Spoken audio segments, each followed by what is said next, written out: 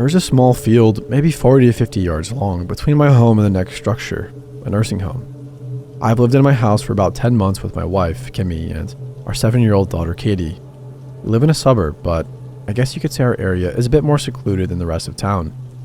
Until recently, nothing has ever happened that ever even reminded us we were living next to a nursing home. It was actually a selling point for the house, but past that, we never had any reason to consider that it was there. It began with a terrified scream coming from my daughter's room in the middle of the night. Kimmy and I woke up immediately to see what the issue was and rushed into her room. Standing in the corner was an elderly woman wearing only a bra and underwear. She stood there with her eyes wide open, as if she was straining them to open even more. Her hair was white and had patches of it missing. The parts of it that were still there were thin and strung out wildly. Her skin was loose over her bones and wrinkled, and her veins were bright blue and pronounced. Kimmy let out a yelp when we looked into Katie's room and immediately went back to our room to get her phone and call the police. I told Katie everything was going to be okay, and she stayed cowering in the far corner of her bed. The woman simply stood in the corner opposite the wall, and even when I spoke, she never averted her eyes, which were locked on my daughter. Katie had scooted to the very back of her bed, and tears streamed down her face. "Ma'am?" I asked, in as calm as a tone as I could muster. "Ma'am, are you lost?" I didn't really know what to say. What does one say to an intruder in the home that one truly believes means no ill will? The woman kept her strained face on Katie, and I thought her eyes were going to pop out of her head. "Ma'am," I said, that time a little bit more forcefully. The woman snapped her head towards me and bared her teeth, like a rabid dog. Her mouth was a mangled mess. She'd clearly had dentures that hadn't come with her, from wherever she'd come from. It was only then that the fact that we lived across the field from a nursing home occurred to me. I called Kimmy back into the room and told her to bring my phone. She came back, already on her own with the police. Keeping my eyes on the seemingly feral woman in the corner of my daughter's room, who'd since returned her sights to Katie, I googled the number to the nursing home. A receptionist answered the phone, and I explained the situation and was told that they were indeed missing a woman and had locked the nursing home down after the woman was discovered to be missing. Due to the fascination the woman seemed to have with Katie, we hadn't dared to try to move her from her bed. But as we stood there, the woman's breathing got heavier and more threatening. I stood between Katie and the woman and had Kimmy move behind me and get Katie out of the room. The woman's eyes never once breaking away from her. About 5 minutes later, there was a knock on our door. Without saying too much due to HIPAA laws, the nursing home employees who came to retrieve the woman told us and the police that eventually showed up that the woman was never supposed to be left alone and that a simple miscommunication had led to her getting out of the home. Katie was understandably terrified, but all things considered, the situation had ended unceremoniously. About a month later, Katie was finally back to sleeping in her own room, and nothing had happened since that night. It was around 9 p.m. and Kimmy and I were in our living room, watching a movie. It was during the pawn shop scene in Pulp Fiction that Kimmy suddenly turned her head towards me. I looked to her, but found that she wasn't looking at me, but past me. I looked towards where her eyes were pointed and saw nothing but our window with the light curtain draped over it. "Are you okay?" I asked. Yeah," she replied. "What?" I wanted to know why she'd suddenly been snapped to attention. "I thought I saw somebody walking past the window," she said. "Great. More escapes from Geriatric State Penitentiary," I said jokingly, luckily bringing something of a smile to Kimmy's face as well. From where I was sitting on the couch, I could see down a short hallway into the kitchen and was almost directly in line with one of the windows in it. We went back to watching the movie, and just as Butch grabs a sword, I saw what Kimmy had seen moments prior. A silhouette moved past the window. I quickly stood up, telling Kimmy to call the police and get to Katie's room. While she did so, I grabbed one of my knives and made my way to the kitchen. As I set foot in the kitchen, I saw that the silhouette was now standing at the door that leads outside. The silhouette raised both arms and gave a pound to the door that seemed to rattle the whole kitchen. It seemed like the silhouette saw me as I walked into the kitchen, because, and while I can't be entirely sure, it looked as if its head turned to follow me as I slowly stepped my way across the room. I kept my eyes locked on the silhouette, and my plan was to run outside and confront whoever it was. A foolish plan, I know, but in the heat of the moment, there isn't much time for strategic consideration.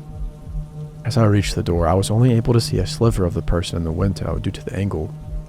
I took a deep breath and swung the door open, stepping outside. As I did, Somehow, in the split second that I didn't even have my eyes fixed on the silhouette, it vanished. I was more confused and frightened at this point. Realistically, who would presume something ghostly before presuming it had to be something that had an explanation, albeit one that isn't known at the time? I looked around and didn't see anyone, so I assumed that whoever it was must have gone down the side of the house. I took a few cautious steps towards that direction, my knife out in front of me. With another deep breath, I stuck my head around the corner of my house and saw somebody standing there, still, just a silhouette under the moon. "Hey," I yelled, with a lot less force than I planned to. The silhouette just stood still. As I slowly walked closer, I took my phone out of my pocket and turned on the flashlight and pointed it in its direction. What I found was a man in his late 80s at the youngest. He had stringy white hair down to his shoulders and was wearing nothing but a thin bathrobe that was blowing in the light wind. His skin was grossly pale and hung loose from his face, and drool was streaming from his mouth to the grass, and he was just staring up at the second-floor window on the side of the house, the window that led to Katie's room. As I got closer, I tried communicating with the man in as calm a voice as I could manage, but he just continued staring at the ground. When I was no more than a few feet away from him, I shined the light next to his face and saw that he had deep, deep purple bags under his eyes, so pronounced it almost looked like he'd been punched. His nose was bright red and had a river of mucus pouring from it, and his lips, besides where the runoff from his nose had crossed, were cracked and caked with dried blood. His eyes were a very pale blue, almost white. Just then, I heard something in the distance. A shout. My ears perked up, and I listened in case whatever it was made a sound again. I kept hearing unintelligible shouts, but they were getting closer and closer. Finally, I was able to make them out. They were yelling, "Dad!" Soon after, I saw the bouncing of flashlights on the street in front of my house. It was then that I yelled out to the people who were yelling. A man and a woman came running up with flashlights in hand, visibly relieved. The married couple explained that they lived down the street and that their father had wandered out of the house a short while prior. They apologized profusely and began walking her dad back to their house. I went back inside to tell Kimmy that everything was okay, but as I was walking up the stairs, there was a banging on our front door that sounded like he was going to break it down. Under the bangs, I could hear the man and woman pleading, "Stop, stop." And after a few seconds, it stopped, and I heard footsteps leading away from our door. I looked at the people and saw the man, the woman, and her father once again walking away from our house.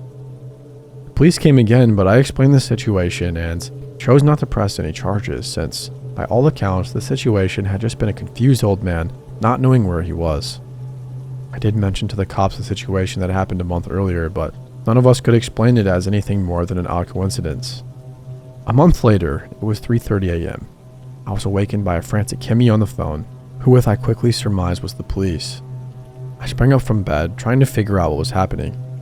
Kimmy pointed out our bedroom window, the window that faces the nursing home, and my heart sank to my stomach.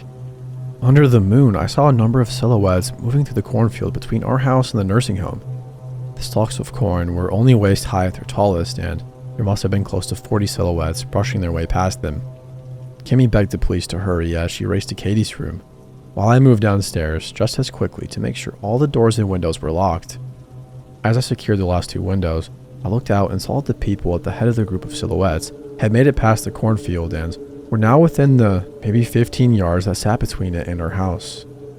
I noticed that they weren't moving quickly by any means, and I finally put two and two together. They must all be residents of the nursing home. I'd installed the floodlight on the side of our house that was motion activated, and a few short moments later, the side of our house was draped in yellow light. It was at that point that I got a good look at the group that approached our house. Some of them were clothed in normal everyday clothes. Some wore only gowns, while others were completely naked. The ones that had emerged from the cornfield all had the same look on their faces as the woman that had been in Katie's room 2 months earlier, eyes bulging out of their heads. I ran back upstairs to Katie's room and got her and Kimmy, then led them to the basement where I had them lock the door behind me, with instructions not to open it at all. I would return with the key to the door and open it myself when all was safe. In the time it took to get my family safely downstairs, the elderly people had reached the house. As I was moving away from the basement door after locking it, I heard glass break in the living room. Again, in a foolish move, I made my way towards the sounds. I found an old woman with what looked to be fresh blood around her mouth, climbing through the broken window. I still remember the sound of glass crunching underneath her bare feet. More old people followed through, with more windows getting broken around the house. The woman who'd first crawled in through the window bared her teeth, which were few and far between, and let out a growl, which soon turned into a shriek. Behind her and all around me, the rest of the group let out similar screams. It was actually deafening. I figured that all I had to do was bide my time until the police showed up and do everything I could do to keep them away from Kimmy and Katie, so I decided to run upstairs. Normally, this would be a foolish move and nothing more than a horror movie cliche, but from our guest window, there was a low roof from which I could jump if a quick exit was needed. The old people slowly followed me away from the basement door and up the stairs. I was about halfway down the upstairs hall, walking backwards, when I heard something from behind me. I spun around and looked into our bedroom, only to find an old man walking towards the hall and another old man climbing through the window behind him. I wasn't sure what to do, so I resolved to simply attempt to run as fast as I could and barrel through the old people when there was a single scream from what I guess was an old woman on the first floor. At the sound of that scream, all motion around me stopped. The old people stood there for what seemed like an eternity, and none of them were looking at me. The ones in our bedroom were staring straight down at the floor. The ones in the guest room across the hall were looking from that room into our bedroom, also at the floor. And the ones blocking my back to the stairs were seemingly looking through the walls at the same spot in our bedroom everybody else was looking at. It occurred to me later that our room was above the basement door. And with that, they all began heading downstairs. As if I wasn't even there, ones in the bedroom brushed past me at their slow pace, all heading downstairs. Assuming that for whatever reason they were headed to the basement, I went through with my most recent plan and pushed my way past the probably 15 old people that were in my way, and found myself on the first floor once again.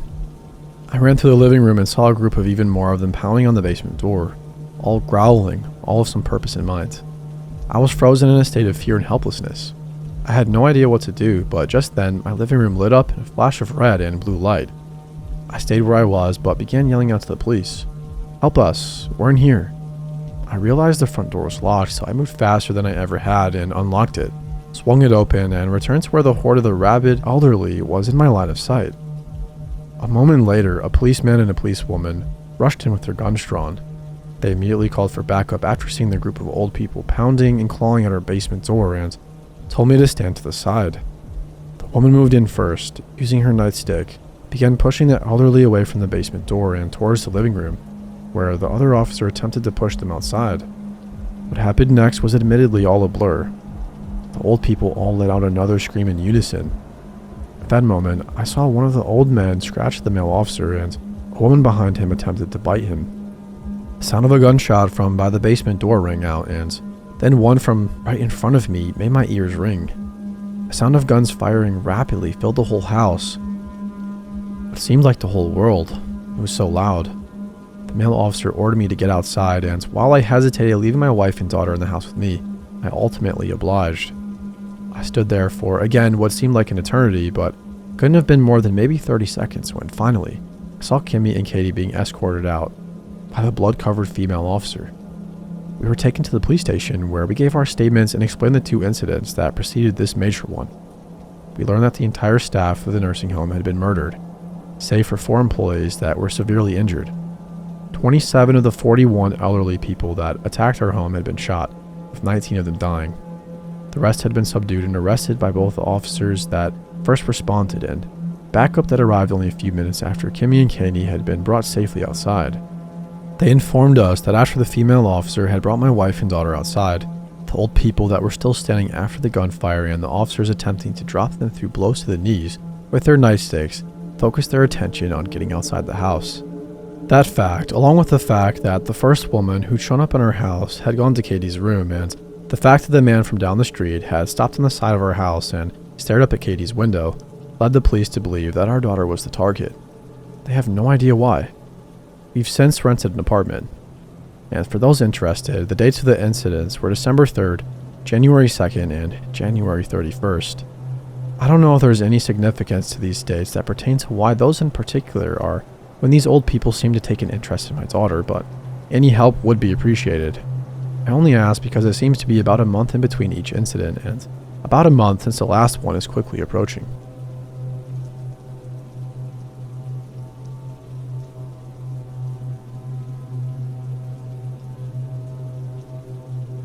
I was 14 when this happened. Old enough to stay home alone, but not old enough to realize how quickly your entire sense of safety can be ripped away in a single night. My parents run a daycare out of our house. They turned our basement into a big playroom. Bright rugs, shelves stacked with toys, and little plastic tables where toddlers colored and spilled juice every day of the week. Outside, there's a fenced-in yard with a slide and swings. It's the kind of place you'd assume nothing bad could ever happen. It was a Friday night in early spring. My parents had left to celebrate their anniversary. They weren't staying out super late, just dinner and a movie, and they trusted me to keep an eye on the house. They left around 6:30 and told me they'd be home before midnight. I remember it felt pretty good being trusted like that. I microwaved a pizza and spent most of the night on the couch watching YouTube and messing around on my phone. Just a normal, boring night. The kind of night you forget as soon as it's over. Except this one didn't stay normal for long. Around 10 p.m., I heard something from the basement. Like a light switch or a door latch. I paused the show and listened. Nothing. Daycare kids sometimes left toys running, so I shrugged it off and went back to watching. But a few minutes later, I heard another noise. This one was louder. A dull thud like something heavy hitting the wall. I muted the TV. Silence. I told myself it was the dryer settling, or maybe something fell off one of the toy shelves. No reason to freak out. But then, I heard footsteps. Not the scattered pitter-patter of a little kid. These were measured and heavy. Somebody was 100% downstairs. Instantly, my heart started pounding. I froze on the couch, barely breathing. I stared toward the door to the basement, half expecting it to swing open any second. After a long minute, nothing happened. No more sounds. I swallowed hard, forcing my brain to calm down. I grabbed a flashlight, telling myself maybe a raccoon somehow got into the basement through a window. It really made no sense, but I was desperate for a non-terrifying explanation. I crept over and unlocked the basement door. It was pitch black down there. We always kept the nightlight plugged in because daycare kids were afraid of the dark, but the bulb was off now. I shined the flashlight down the stairs. Everything looked to be normal so far. Toy bins, colorful posters, and a row of little coats hanging by the play area. Then the light slid across the basement windows. Small rectangular ones near the ceiling, and I noticed one was open a couple of inches. The mesh screen pushed inward. We never left windows open down there. My stomach twisted. That's when I should have shut the door, locked it and called 911. But I didn't. I had just enough teenage arrogance to think I could handle it. "Hello," I called out, trying to sound tough. "Who's down there?" I don't know why I expected an answer. Nothing moved. I took one step down, gripping the railing so hard my knuckles went white. Each squeaky wooden step sounded like it was shouting through a megaphone. Halfway down, my flashlight flickered. No, I whispered. It went out. I shook it, smacked it, and anything to make it work. The beam coughed back to life for just a second, but only long enough to catch something that made my throat close. A shape, standing under the window. Too tall to be a kid, and too still to be anything normal. Couldn't see a face, just a dark outline. It was definitely a person. Then the flashlight died completely. Everything was swallowed in black. I didn't think, I just ran. I slammed the basement door shut, locked it, and stepped back fast. Every inch of me was shaking. My ears were pounding, waiting for the footsteps to follow. I grabbed the house phone. Yeah, we still had one, and called my parents. Straight to voicemail. Then I called my dad again. Then my mom. Nothing. I switched to 911. Before I could hit call, something tapped the basement door from the other side. Just a single light knock. Then the doorknob jiggled. I dropped the phone. It clattered across the tiles. The knob twisted back and forth. Not violently or rushed, just testing it. I backed away across the living room, staring at that door like it was going to explode open. I wanted to scream, but no sound came out. Then, silence again. I rushed to the phone on the floor, my fingers fumbling over the buttons, hands trembling. I dialed 911. Right as the operator picked up, I heard 5 loud bangs slamming against the basement door. The operator asked what was happening, but I could barely form words. "There's somebody in my house," I said. "They're in the basement. They broke in through the window." The operator told me to stay calm and that the police were already on the way. She asked if I could find a secure place to hide. I looked around wildly. My parents' room had a lock. I sprinted down the hall, phone pressed to my ear, and shut myself inside. I pushed the dresser in front of the door. My breath echoed in the tiny room as I crouched behind the bed. The operator kept talking, trying to keep me calm, but I was barely listening, my focus being pinned on the sounds from the hallway. The basement door creaked open, very slow. That noise will haunt me forever. Then the footsteps again. Not rushing or searching, just walking, like they already knew exactly where I was. The floorboards creaked closer, a steady rhythm. I pressed my hand over my mouth, shaking uncontrollably, trying to keep my breathing quiet. They stopped outside the bedroom. The doorknob twitched, then jerked hard. The dresser rattled as somebody shoved the door. I whispered into the phone, "Please hurry." The operator told me officers were 2 minutes away. The shoving got harder. The dresser's legs screeched against the hardwood as it slid an inch. Another shove, another inch. Then, sirens. Close. The operator must have said something else, but the intruder abruptly stopped trying to get in, and all I could hear was them moving, really fast down the hallway. I stayed frozen until police knocked and announced themselves. I didn't even stand up. 2 officers found me curled up behind the bed. One of them helped me up as the other did a sweep of the house. The basement window was wide open now. The screen was completely removed. A small crowbar was found on the floor by the play area. They never found the intruder. The rest of the night was a blur of questions, phone calls, and my parents rushing home in full panic.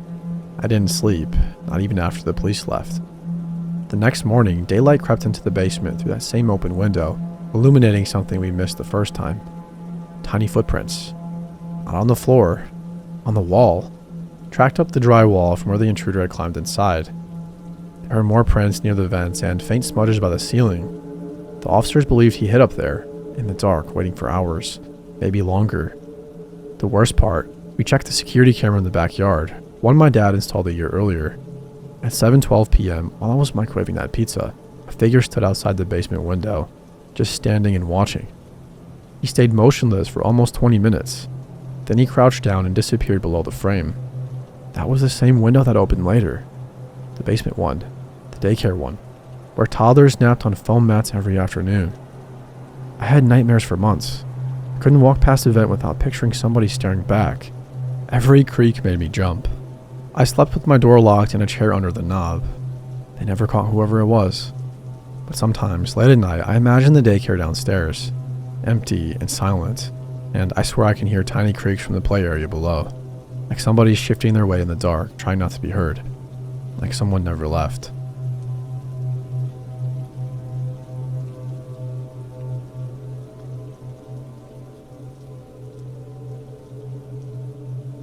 This is the scariest thing that has ever happened to me, and what makes it worse is that had things gone down differently, I might not have been here to tell the story.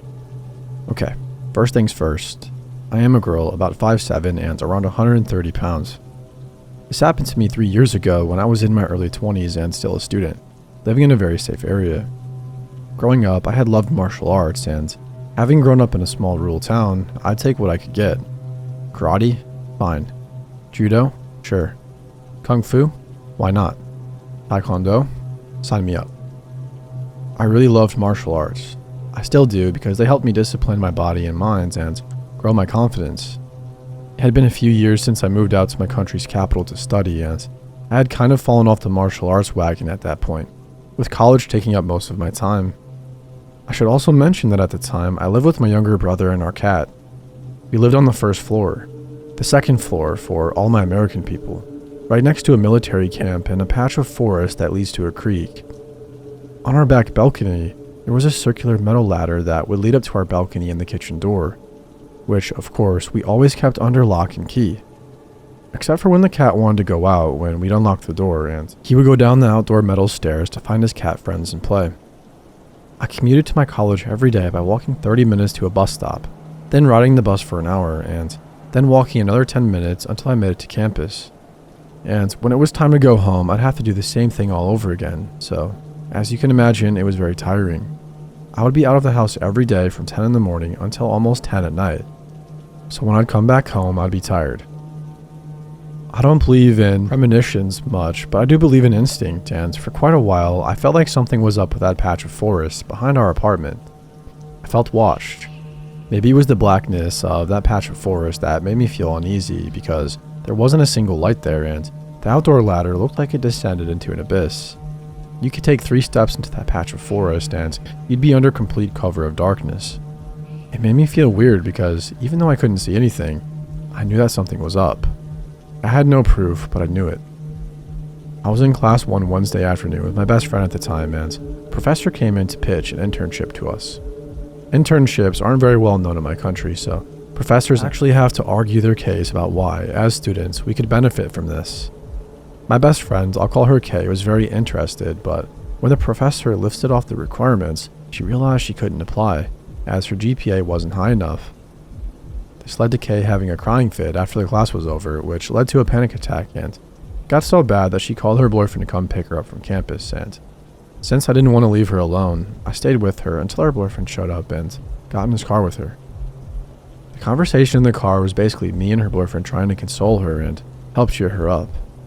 I asked her if she'd like me to go over to her place so we could all hang out, but she said that she was okay and didn't want to put me through the hassle of commuting home the next day.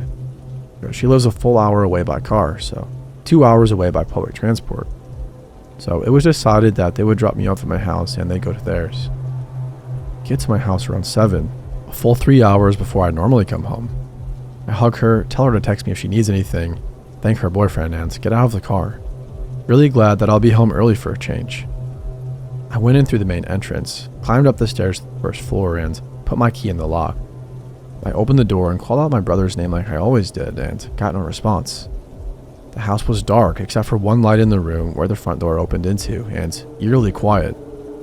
But I felt my stomach tie into a knot because even if I couldn't hear anything, I could feel that somebody was there, and when my instinct talks, I listened. I turned right into the hallway that leads into our rooms, and I saw my brother's door slam shut hard as soon as I got into the hallway. My brother's room is on the end of the hallway on the left, facing my own room, which is on the right of the hallway. My first thought was that my brother had taken a shower and forgotten to get a towel, so he made a run for it from the bathroom, which is next to my room, in embarrassment. But then I heard muffled whispers coming from his room. It sounded hushed and pressing. I still had no reason to be afraid, but I was on high alert because I thought my brother and his friends were planning on jumping out of his room and scaring me, and I wasn't about to let them get the satisfaction. So I inched down the short hallway through the darkness, and before I knocked on my brother's door, I take a look at my room.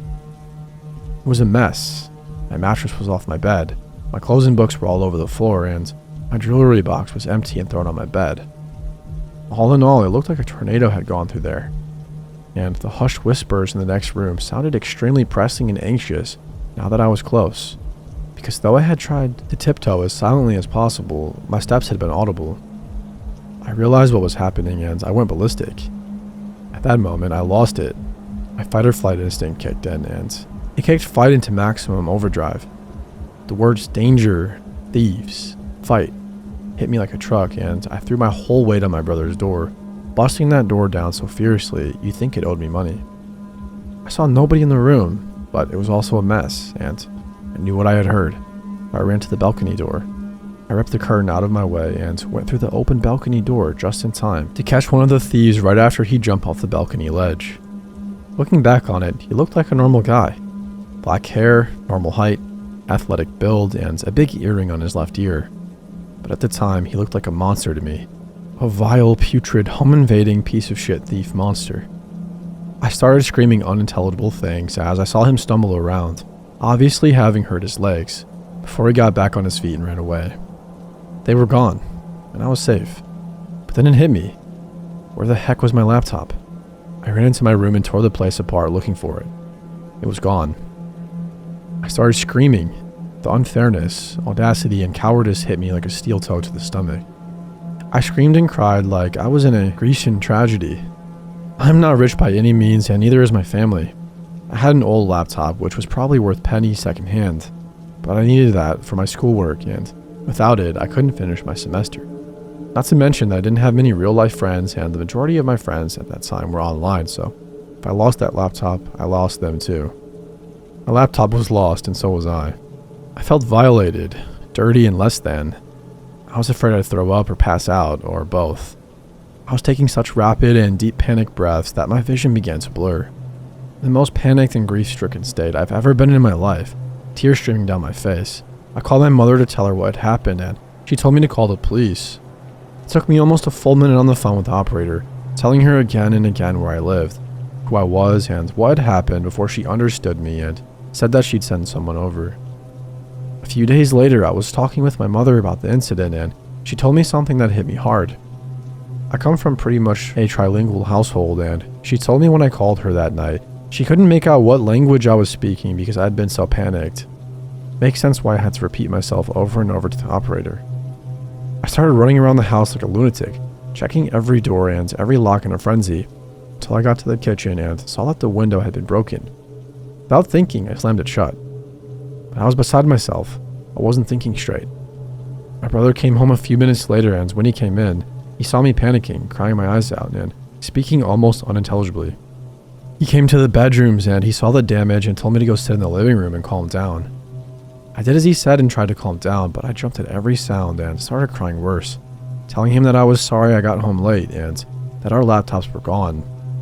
The house seemed so big to me at those moments, so dark and so hostile, and I felt so small and helpless. My brother called me over to my room and showed me a pillowcase full of something, and when we looked inside, we found both laptops, all of my jewelry, fake, all of it, my old phone and some other stuff. They had been right in front of me the whole time, but I was so messed up that they didn't even register. The police eventually came about an hour later and did who knows what, so my brother and I took it to the police station and filed a report of the incident. And since I had seen half of one of the culprits' faces, they asked me to come in for an identification. They even sent over someone to dust for prints, but nothing ever came of it. The police said that since they didn't even have a backpack to put the loot in and resorted to using one of our pillowcases, they were almost 100% junkies. We had the outdoor metallic ladder ripped off our kitchen balcony, much to my cat's displeasure, since that's how they got in. We also installed several motion detecting lights. For the next few months, I was constantly on edge, and every time I passed near some suspicious characters who hang around near my usual bus stop, I felt a violent rage boil in me. I caught myself looking for the man I had seen, ready to beat him with an inch of his life. But I never saw him or heard his creepy whisper partner again, and my brother and I moved away from that apartment a few months later because I never felt comfortable in that apartment again.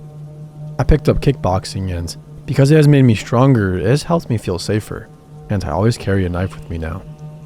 I still think back on that encounter and realize how stupid I was. What creeps me out the most is knowing that that night, there had been nothing but a thin plywood door separating me from two potentially dangerous men. Even if I know that me busting in my brother's room like a lunatic is what scared them off because of how stupidly fearless I was, I also realized how bad it could have gone. They could have had guns, they could have had knives, or pepper spray, or a chain, or whatever. And there were two of them and only one of me. And if they ganged up on me, even with the adrenaline having turned me into the doom guy, I don't know how much of a chance I realistically stood against two men, high on whatever they were on and desperate enough to break into an apartment and stuff loot in a pillowcase. Had they been willing to put up a fight, this would have ended very, very badly for me. What I do know is that I probably still would have busted in there like Doom Guy. So to the creepy, cowardly bastards who dared break into my apartment and tried to rob me and my brother, and ended up traumatizing me so bad I had to move. Screw you both. I hope for your sake we never meet again, because I've been kicking that sandbag for 2 years now and picturing your face every single time.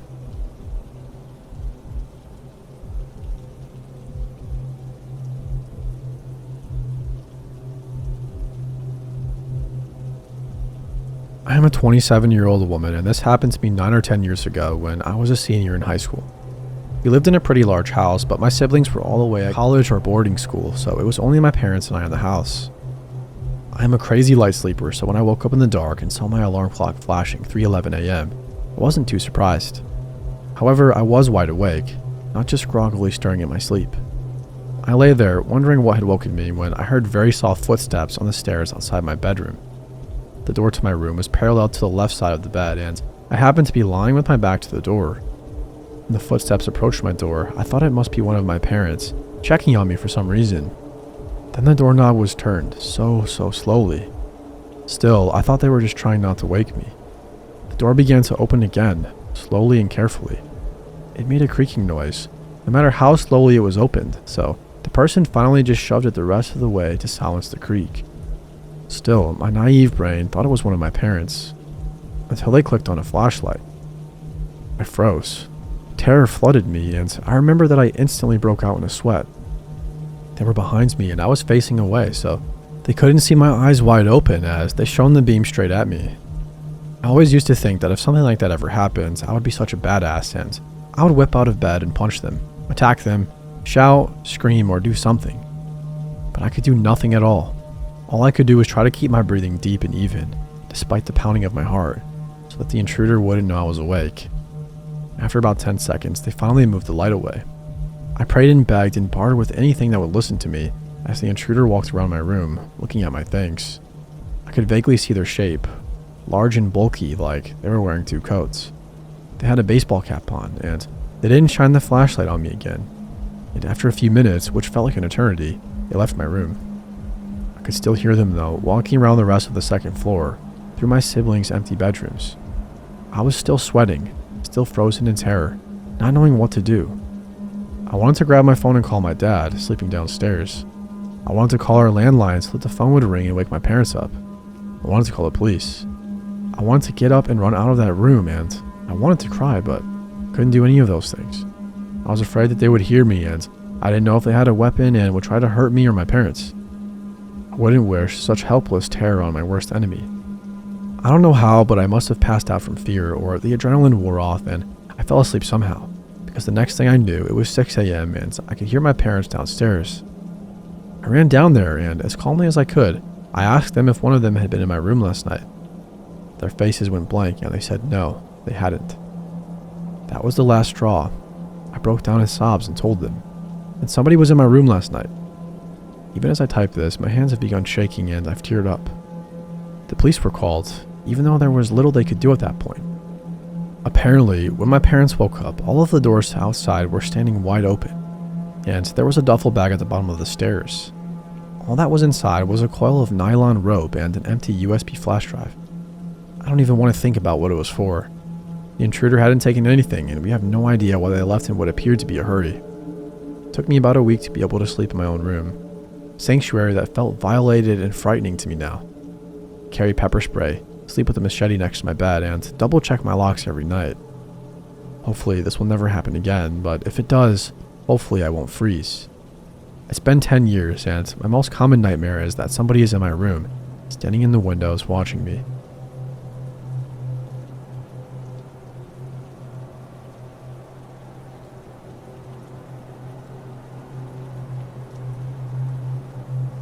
Just for reference, I live in North Carolina on a somewhat rural road. There aren't many neighbors as you would have in a regular city, but we have a few that aren't far. 2 mornings ago, my dad called for my mom to shut the back screen door because it had been banging against the house for the last hour or so before anybody figured out what it was from. My mom heads out on the back deck. The house is 6 feet off the ground from the glass doors we always use and sees not only the screen door to the laundry room hitting our gate that is at the top of the steps. We never use the laundry room door for the 2 simple facts that it's unneeded and the door heavily sticks. The screen door sticks to the point you have to use almost all of your strength to yank it open. We use the glass doors as a means of going onto the back deck, which is rare in itself. My mom recently had to put something on the back deck a week prior and knows for a fact the gate at the top of the steps was shut, as was the laundry room door. That already is strange in and of itself. Why would the gate be unlocked and the screen door open? Later that day, my boyfriend came over to my house after work, and my mom was telling him what she discovered. My mom decides to show my boyfriend, leaving me in the living room with our German Shepherd. When they returned, they have more news. The door looks as if somebody tried to pry it open with a flathead screwdriver. Our German Shepherd had recently developed seizures, not to mention doesn't like our 2 cats, and has a horrible habit of eating things off of the floor. We began getting the living room, where my mom sleeps, from the rest of the house to keep an eye on our dog when we wouldn't be down the other end of the house. A day prior to all of this, my boyfriend had dropped by the house while my dad and I were working, taking her some groceries as Dad and I wouldn't be home until later that night. From the gate in the living room, you can see our glass back doors. Next to the gate is our counter with some bar stools. My mom was preparing something and my boyfriend was sitting at the counter. Out of nowhere, our dog starts going nuts, trying to scramble over the gate. Mom and my boyfriend turned to the glass, seeing nothing. My boyfriend, after a moment, even went to the door, as my mom had told him it might be an animal on the back deck, but saw nothing. They assumed it was an animal that escaped too quickly for them to see. The day of the discovery, we had an extremely windy day, which is why nobody noticed the door and gate open until the next day.